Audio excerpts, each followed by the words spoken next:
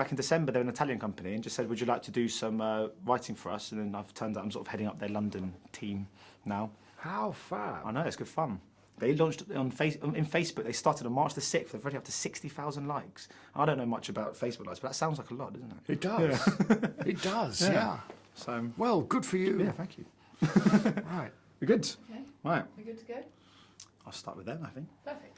Well, I'm going to just begin. I mean, this is based on such a brilliant book. I mean, I'm just wondering how often you get the chance to read, and if so, what the last great book you read was. Well, I'm... okay, there are two. Okay. There's the posh book.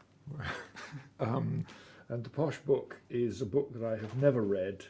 It is Dr. Zhivago, and I am now reading it because I can no longer bear myself in the evening of my years not having read Dr. Zhivago. Okay, so I'm reading Dr. Zhivago. It's a great, great book. But then there's a series of books which are about a list of characters by an English writer called Mick Herron. And they are about a no-hope backwater of MI6, where you go when you have committed incredible crimes and indiscretions, and basically they hope to bore you to death so that they don't have to pay you the pension. And it's the story of that group of people, and I find them very, very funny and fantastically well plotted. So that's the guilty pleasure. And I finished one of those, I don't know, over the weekend. So as a filmmaker, when you do read at the moment, is it impossible not to visualise things on cinematic terms? Do you always picture the characters and everything in a very cinematic term? No, I forget how to make a film. As soon as I've stopped making a film, I forget how to do it. And I sort of relearn it the next time I go to work. I think probably that's simply a matter of past history. I came from a bookish sort of family, but they were a family who also had this very strong connection to amateur theatre. So I got sort of two things in one. And also that was what university was. And so I got to not be frightened of what I read. Sometimes people, I think, are frightened of what they read. A script, oh, it's 100 pages, oh, I don't know what I think. Well, I always know what I think. And in regards to what you must have thought about this, I mean, one of the things I love about this is the sort of spirit. I mean, so often when we delve into kind of wartime set films, it's very much about death and destruction, but this is really about community and hope. Was that one of the absolutely appeals? Right. Yeah. Yes, right, that loud and clear, old chap, dead right. Well, that was obviously what the joy of the material was. There was this group of wildly eccentric characters, all of whom had, like, the relatives that I remember from the war, all my uncles and whatnot coming back from, Japan, Burma, and all of this kind of stuff. They would never tell the stories that they had. It took me 50 years to discover that my favourite uncle was in fact a commando. He never told anybody. He'd never told, and that's the basic sort of electrical tension in this. It's between what you allow the audience to begin to suspect that these people have experienced and what they are prepared to tell of those experiences, and that shapes the whole story. Yeah, and it's a sort of detective story. Because I guess what you also get in some ways from taking away the story from the battlefields or from the war rooms is we then get to delve into this period of time from a female perspective, which is also seldom seen in and that's never told.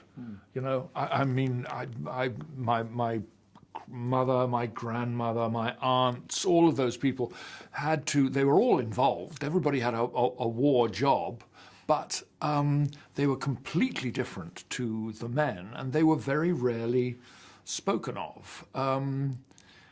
And the fact of a lot of the problems and battles that those women fought were domestic, were simply keeping things going, was something that we've only just begun to realise was important.